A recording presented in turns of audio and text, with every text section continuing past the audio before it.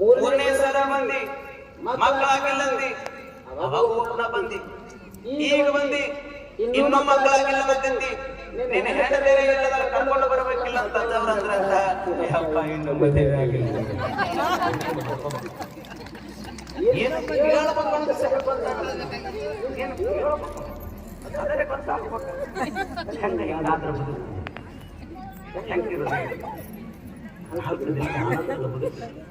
ಹೋಗ್ಬೇಕು ಗುರುವಿನ ಸಾಮೀಪ್ಯಕ್ಕೆ, ಹೋಗ್ಬೇಕು ಮಠ ಮಂದಿರಗಳಿಗೆ. ಅಂದಾಗ ಮಕ್ಕಳು ಉಜ್ವಲವಾಗುವುದೇ ಹೊರತಾಗಿ ಸಾಧ್ಯ.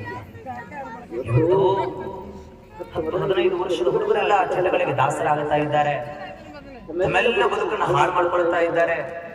ಏನ್ ನೋಡುತ್ತದೆ, ಏನು ಹೇಳೋದಿದೆ ಮಕ್ಕಳಿಗೆ?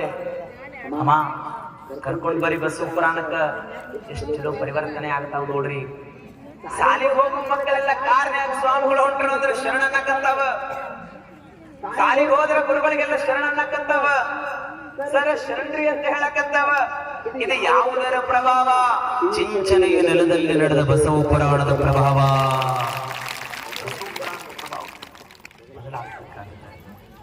ಬೆಳಕಾಗಬೇಕಾಗಿದೆ.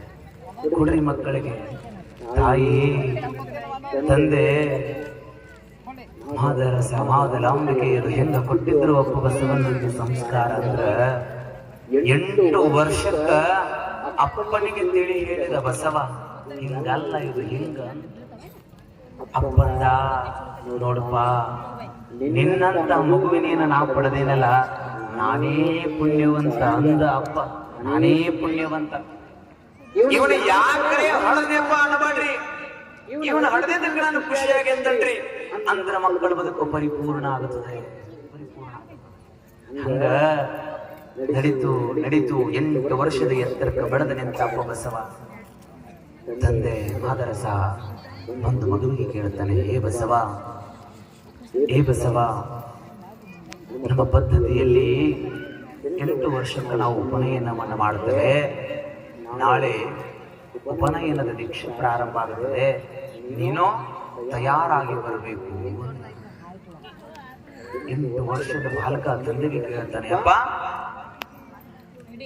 ಅಕ್ಕನಿಗೆ ಕೊಡ್ತೀರಾ ಉಪನಯನವನ್ನ ಅಂತಂದ. ಯಾರಿಗೆ? 8ನೇ ವರ್ಷದ್ದು. ನೋಡ್ರಿ ಎಷ್ಟು ಬಸವಣ್ಣನ ಹತ್ರ ಜ್ಞಾನ ಇತ್ತು. ಅಕ್ಕನಿಗೆ ಕೊಡ್ತೀರಾ ಉಪನಯನ, ಮಾಡ್ತೀರಾ ಉಪನಯನ? ತಂದೆ ಹೇಳಿದ, ಇಲ್ಲ ಹಂಗ ಮಾಡೋದಕ್ಕೆ ಬರೋದಿಲ್ಲ, ಅದು ನಿನಗೆ ಮಾತ್ರ ಸೀಮಿತ, ನಿನಗೆ ಮಾತ್ರ ಮಾಡೋದಕ್ಕೆ ಬರ್ತದೆ, ಅವ್ರಿಗೆ ಮಾಡಕ್ ಬರಲ್ಲ.